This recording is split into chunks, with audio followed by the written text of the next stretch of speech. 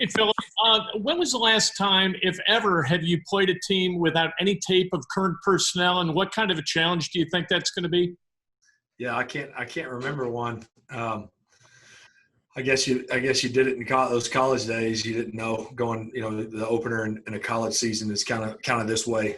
Um, there's definitely a challenge. I think, the one thing you do have, I mean, it's the same staff for the most part. Obviously, there has been some personnel changes, but so, especially in this year when you had no off season, I mean, you wouldn't expect teams around the league to be drastically different than they were. Certainly, there are going to be some tweaks and some changes that we just have to be pros and adjust.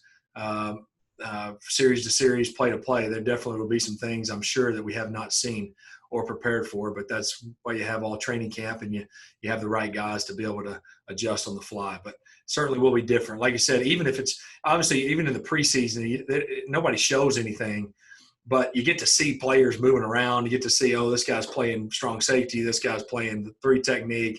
Oh, there's the young corner, and here's, you get to see them move around a little bit. So that's definitely different. First time you set eyes on them will be, I guess, warm-ups will be that first series, that first play. Zach Kiefer. Phil, when you signed with the Colts in the spring, I'm sure you were excited. I'm sure it was a little weird.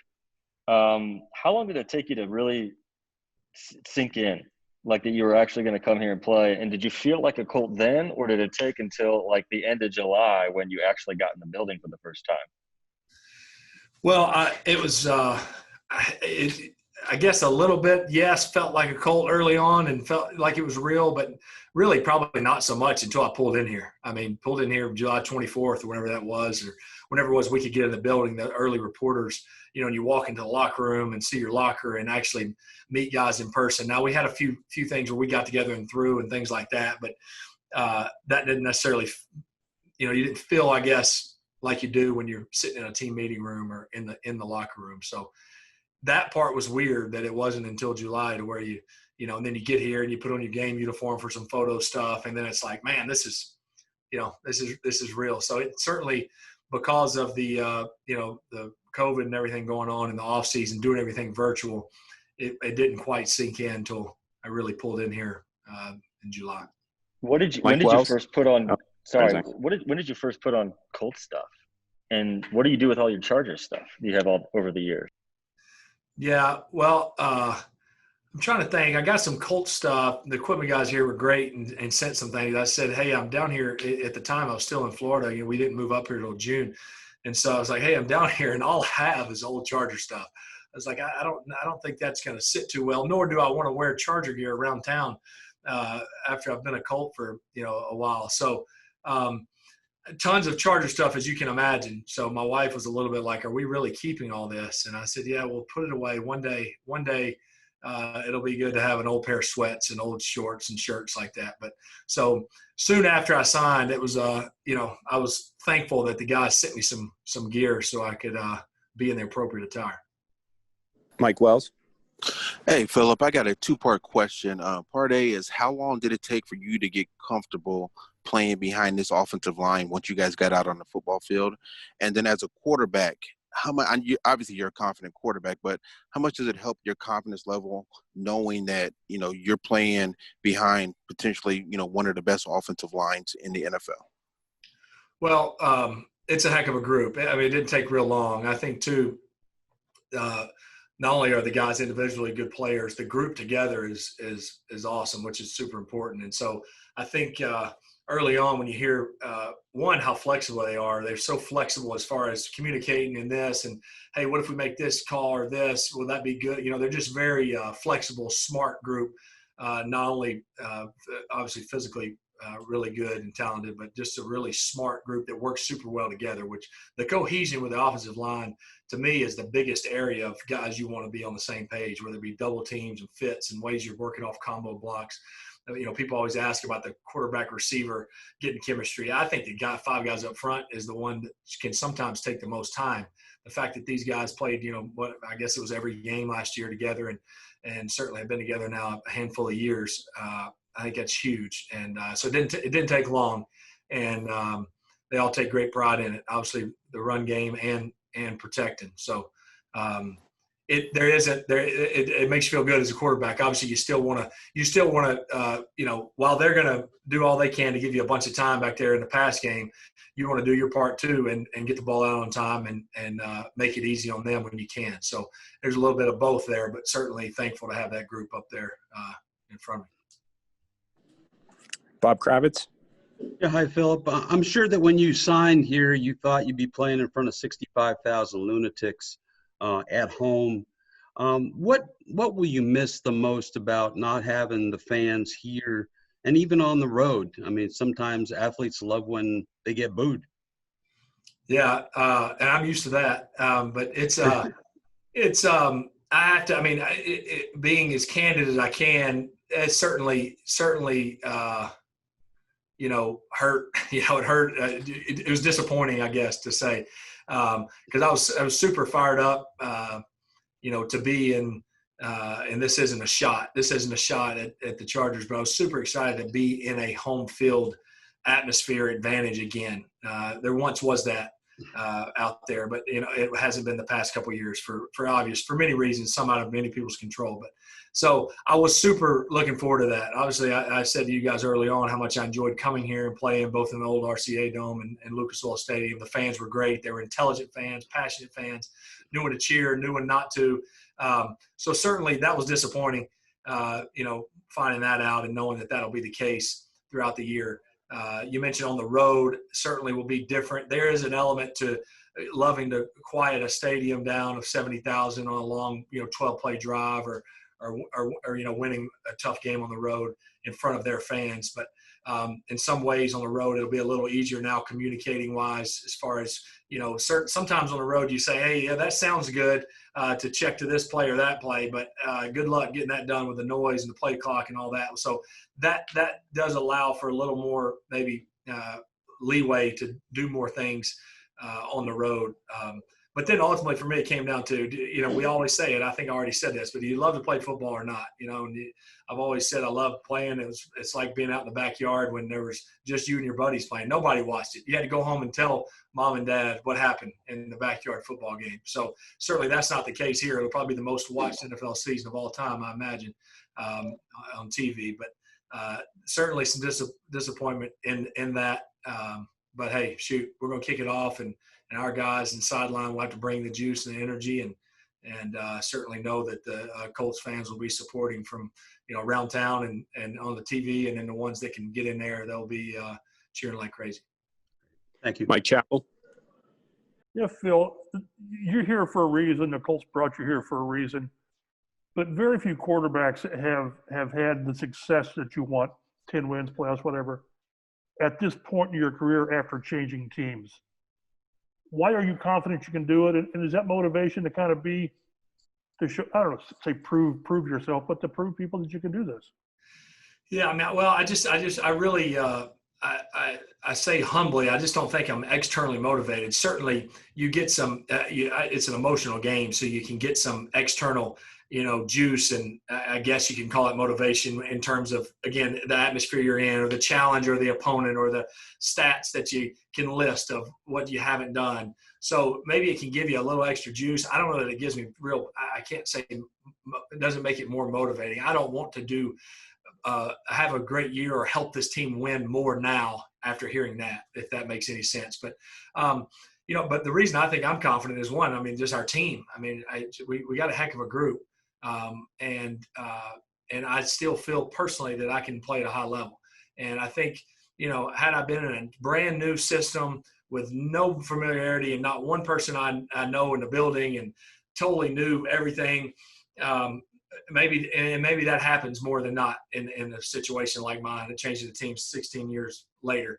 But coming into a place where offensively I felt comfortable, certainly different guys, a little different environment, but I felt comfortable with the play call on the first day of training camp. It wasn't like, oh boy, all right, I think this is how we're doing it. So I think that adds to some confidence there too. But most of all, because our team, and then the personal belief that, while there was a lot of, negatives last year, that still can play winning football and help our team win a bunch of football games. Phil B. Hey, Philip, you talked about maybe having a few butterflies before that first throwing session. I'm wondering, do you have that nervous energy going into Sunday, or does your experience tell you that that goes away after a throw or a series? Yeah, oh no, I'll have it. I had that nervous energy last night. Um, I think it'll be a little bit of that all week long. I think it's game week. It's real. We're about to kick off in the first game. You didn't have the preseason games to even play a series with no consequence. It's here, and so.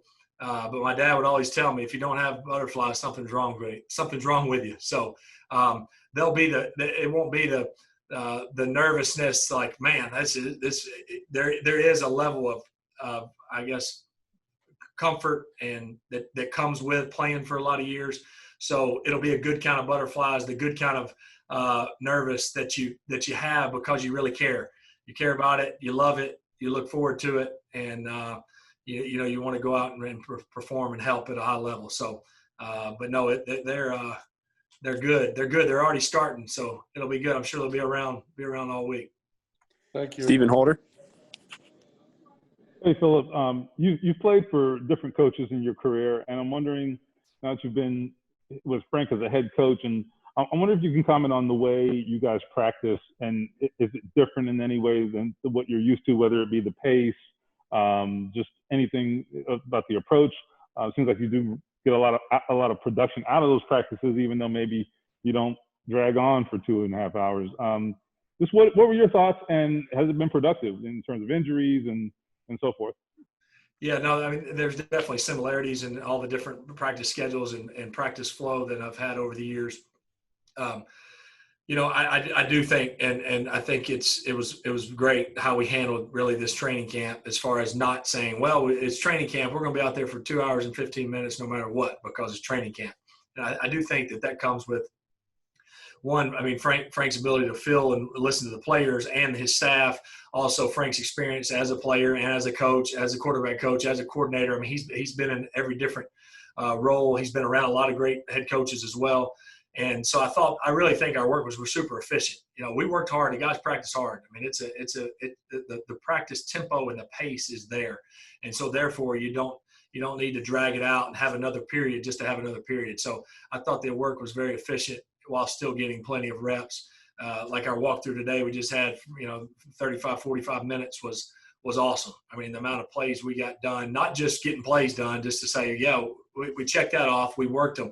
The actual quality reps we got done, the guys focused in. So, I think there's a high demand of our team and our players to be pros and to operate at that level. And then the players also keep each other accountable, and we want to have that focus. And so I think the message is very clear. That's one thing I can also say from being in all our team meetings and going back to Zoom and throughout this camp is, Coach does a very good job of delivering the message and what are the expectations and who we are and how we're going to be. It's very clear.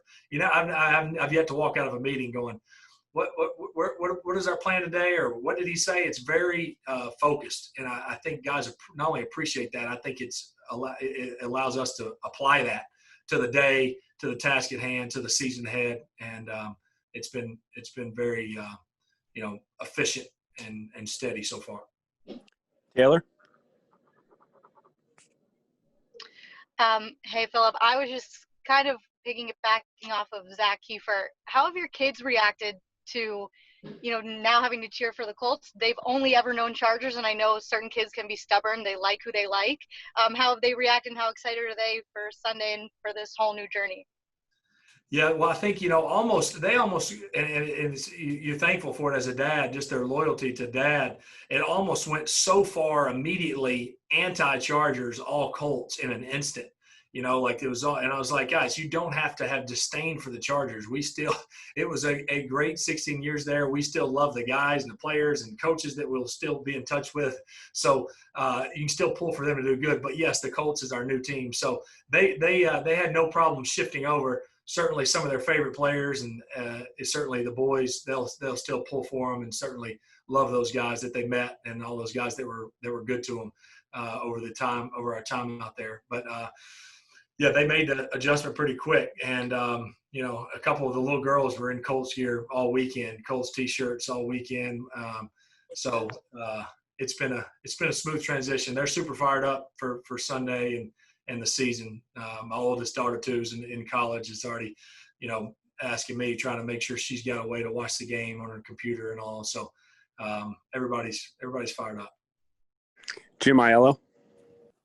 Hey, Philip. I think last week I asked you about kind of growing with Frank in San Diego and coming here, but I was curious about Nick. I mean, this is a guy you worked with when he was pretty young. I think he was only a couple of years into his NFL coaching career. And you guys, I know, are around the same age. So I was wondering about your relationship with Nick and then how he's grown here in the years you've known him. Yeah, no, Nick's always been a really, really good coach. He's continued to improve each and every year.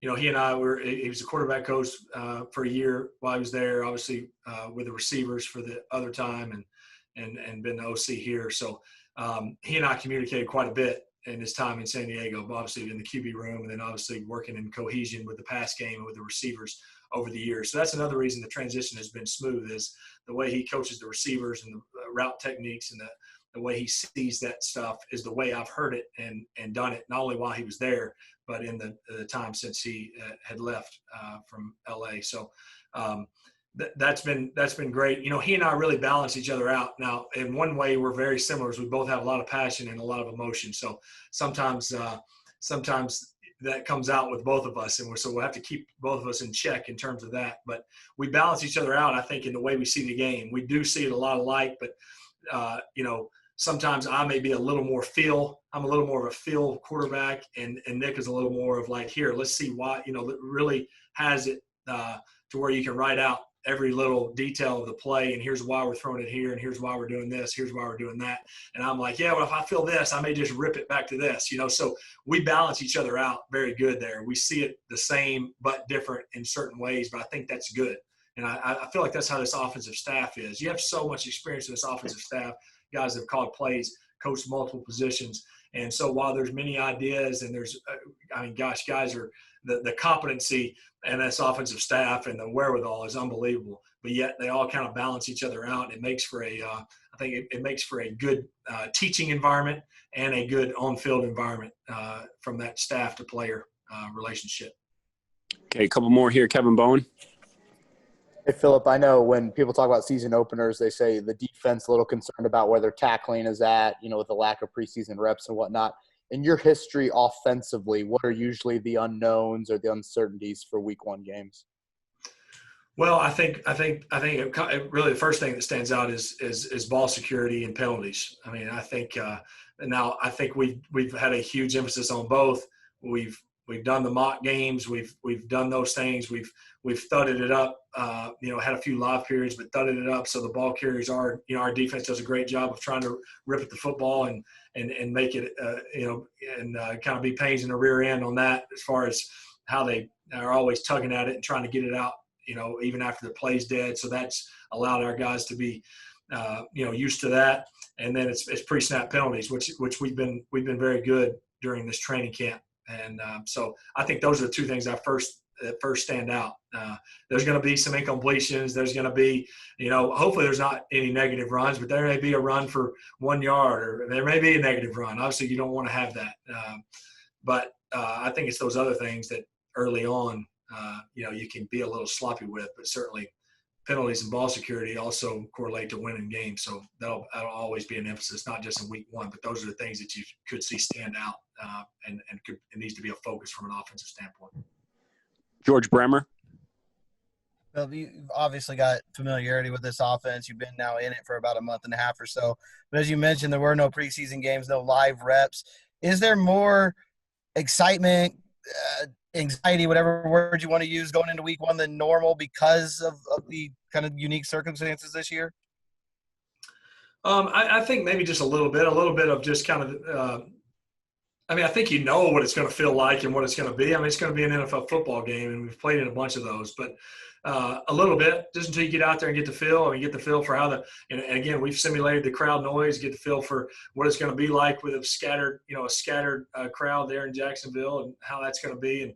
But I think ultimately when the ball kicks off, nobody's thinking about, wow, we didn't get a preseason game, or man, can you believe the crowd's not here? You got to worry about the task at hand and focus on your job each and every play out. So I don't think it'll be that much different. I mean, and I look, and certainly being in a new place, it would have been a bonus to maybe get a series or two in the preseason, but I couldn't imagine I would have played much more than that. I mean, I didn't play in the preseason the last 2 years anyway. While you go through warm-ups and you're out there, I hadn't played in a preseason game in a couple of years, if I remember right. I may have played a series in 18. I know I didn't play one last year, so obviously in a new place. But so I don't think there'll be that much of a different feel once we get out there and warm-ups and get ready to roll. Okay, and last one, AC. All right. Hey, Philip. Knowing what has taken place in our country, the world, past 4 months, talking to Coach Reich, he kind of felt like maybe week one would be more than just football, just helping Americans, watching the game they love. Do you sense that when you take the field this week? Will you be thinking about that and just knowing what we've been through as a country, but this could be a relief for a lot of people seeing you guys play? Yeah, no, I think so. I mean, I really, you bring up a good point. I hadn't even gotten there yet to think of it in that way.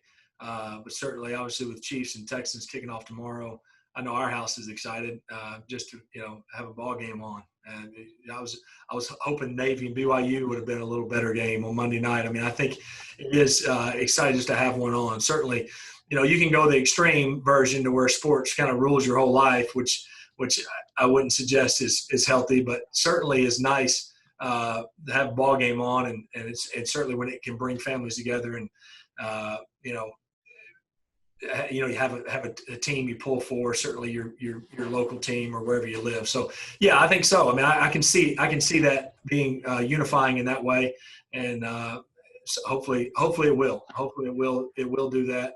I know that the display of a team and the interactions of a team, and how you see guys how they love to have for one another, the fun they have, the care they have, the passion they play with. I do know that can be motivating and inspiring, and I think that this team will certainly hopefully give that vibe, and that will be felt by the way we interact and play, and with our passion and effort on the field every Sunday. So hopefully this Colts 2020 team, or I shouldn't say hopefully, I'm pretty confident that our team will be one that can give off that type of feeling and be inspiration for a lot of people watching.